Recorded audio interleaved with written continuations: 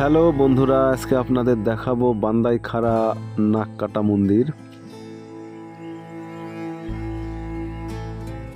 তা আপনারা দেখতে পাচ্ছেন এই মন্দিরটি, এটি একটি প্রাচীন এবং ঐতিহাসিক একটি মন্দির।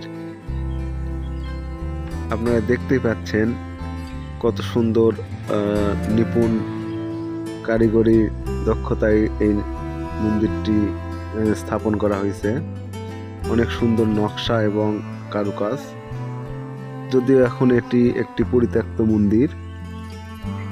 তো বন্ধুরা, যারা এরকম পুরাতন নিদর্শন দেখতে ভালোবাসেন তারা এই মন্দিরটিতে চলে আসতে পারেন। এটি আত্রাই থানার বান্দাইখারা বাজারের পশ্চিম পাশে অবস্থিত এই মন্দিরটি।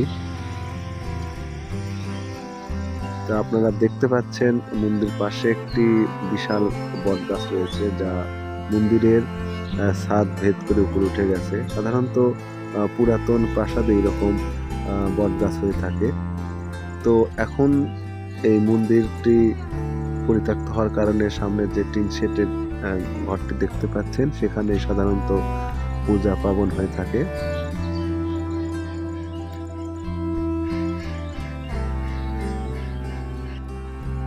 বন্ধুরা, এই মন্দিরটির সম্পর্কে আরো বিস্তারিত জানার জন্য আমি এখানকার এক স্থানীয় হিন্দু দাদার সাথে কথা বলবো।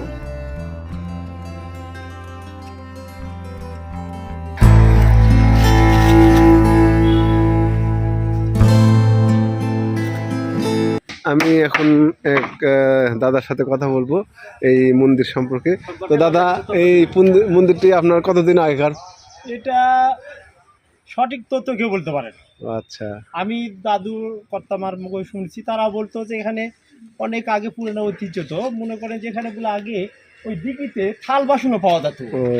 যখন ওই বিয়েটিএল আগে সেই সময় এখানে আসিয়া অনুরোধ করলে ওরা পাওয়া যেত খালি বাসন। হ্যাঁ, ওরা ব্যবহার করে আবার হয়তো চলে যেত দিঘিতে।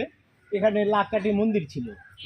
এই নিম গাছের সাথে একটা পাথরের মূর্তি দেখা যায় পরে। শোনা যায় ওরা নাকি কয়েক বোন এখানে উঠানামা করতো, ডাকাতে তো লাককাঠি কানে এখানে টান দেখা কাটিছে হয় লাক, এই কান ছিঁড়া, ওদের লাককাঠির মন্দিরে। ওই ডাকাতরা নাকি ওই দুটো আসতো ওই সময় ধরে ওই সোনার সব জিনিস ছিঁড়ালিছে। তবে লাককাঠি এখনো কিন্তু দেখাতে পারবো আপনি। ওই আপনার বান্দাইখারা যে মন্দির আছে ওখানে, এখান থেকে এই গাছে ধারণা ছিল দেখে কিছু লোক ইন্ডিয়াতে পার করতে লাগছিল ওই জিনিসটা। পার করতে লাগে ওই ওই ভবানীগঞ্জ এলাকার মধ্যে যে সকাল হয়ে গেছে, তখন ওরা ওই পুকুরের মধ্যে নামা রেখেছিল ওই মূর্তিটা পাথরে। নামাতে লাগে কেউ হয়তো পেশাব করবে বা পায়খানা বাড়াইছে, কি বা পুকুরের পাড়ের অন্ধকারের মধ্যে কি করছে। আগে তো মার ধরন যে বদনালা পায়খানা করছে, বাড়িতে ছিল না। তো ওই দেখে আর কিচ্ছু বলে। পরে যখন সড়ক হয়ে গেছে তখন সবাইকে ডাকিছে, দেখো তো এখানে লোকজন উঠানামা পায়ের দাগ টাগ দিচ্ছে। তারপরে ওখানে হাসতে দেখে ওই লাককাঠি এই পাথরটা। এটা তখন কি করলো, ও তখন কি ব্যাপারে জিনিসটা বহু লোকজন জড়া গেছে, জায়গা তখন তথ্য দিছে এটা তো সিদ্ধেশ্বরী ছিল। তখন আমাকে অরুণ বাবু এখানকার প্রধান, ওর কাছে খবর পাঠানোর পর ওটা যা সব নিয়ে আসে এখন এখানে না রেখে ওই মেন মন্দিরে একটা বেশ করে জায়গার এখন আটতলায় গেলে দেখতে পাবে লাক কাটা কান কাটা এই সূত্র আমরা জানি। তাহলে শোনা গল্প আমার দেখা না।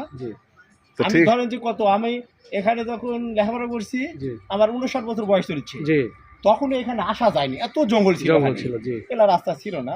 খুব ধর আমরা 5-7 জন একসাথে বান্দারে হাই স্কুলে লেখাপড়া করছি, ওখান থেকে আসতাম, আসে বেড়াতে যেতাম। ঠিক আছে, আমার জানা। এখন ঠিক আছে দাদু, ভগবান তাই জানে, শোনা কথাগুলো বললাম। আচ্ছা দাদু, তাও কিন্তু বলতে পারবো না। ভালো লাগলো আপনার কথা বলে। আচ্ছা ঠিক আছে, ভালো থাকবেন। আচ্ছা খুব পুরানা। আচ্ছা